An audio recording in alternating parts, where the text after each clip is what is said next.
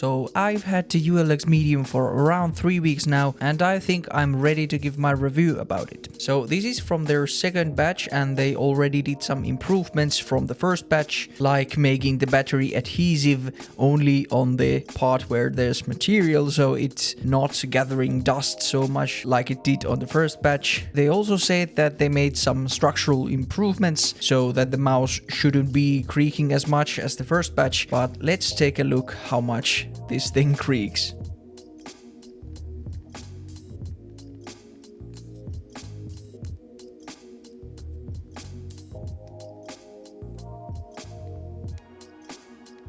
So, as you can see, there is still quite a bit of flexing on the shell in multiple areas of the mouse. The most apparent flexing happens if I press it from the upper corners and the middle part kind of rises from it.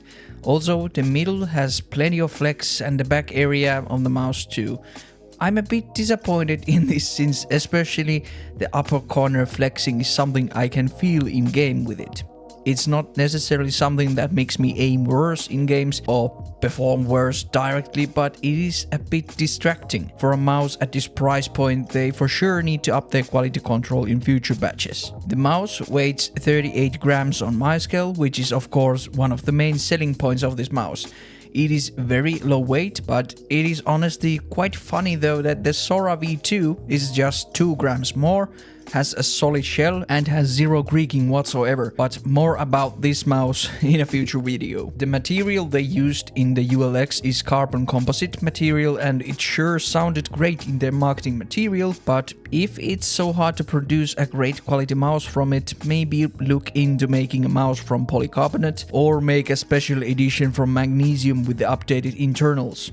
I have a feeling those would sell like crazy. The shell itself has a matte coating, which is a bit slippery for me depending on the day. There are also pretty good grips included in the package and they help a lot with the slipperiness, but I'm not a big fan of using grip tape personally. They are using for the clicks in the ULX the Omron mechanical switches, and they are quite light to actuate, but man, they have some annoying grinding sometimes.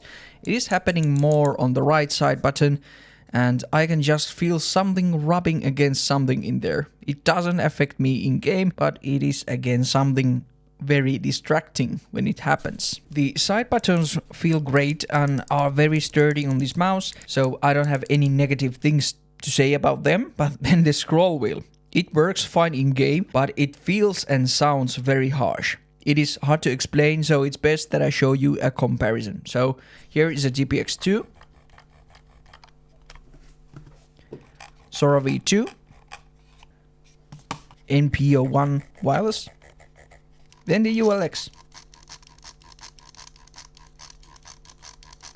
So I'm guessing that because the shell is not the most sturdy and the scroll wheel is not the smoothest, together they cause some parts to resonate and it sounds pretty loud and like, I don't know, it just feels that something is loose inside.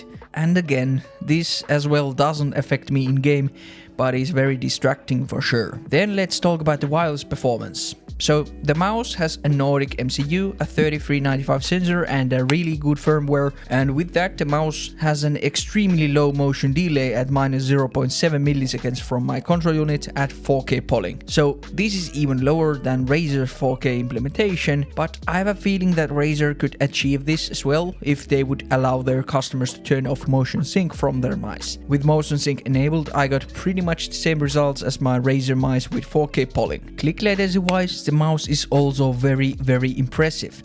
They are doing something really nice wizardry with the high-speed USB dongle here, and the click latency is actually lower the lower you go with the polling rate. So you have a choice to make if you want the lowest motion or the lowest click latency. So at 4K polling, the click latency is slightly higher than at 1K polling. Then another great thing about this mouse is Xpanel. It is their new cloud-based driver software which you can use to adjust the mouse settings. So no need to install any bloatware to your PC and it is very easy to use. And as for my user experience with this mouse, I've been able to perform really well with it in games and aim trainers, even though it has those creaking and flexing issues that I mentioned.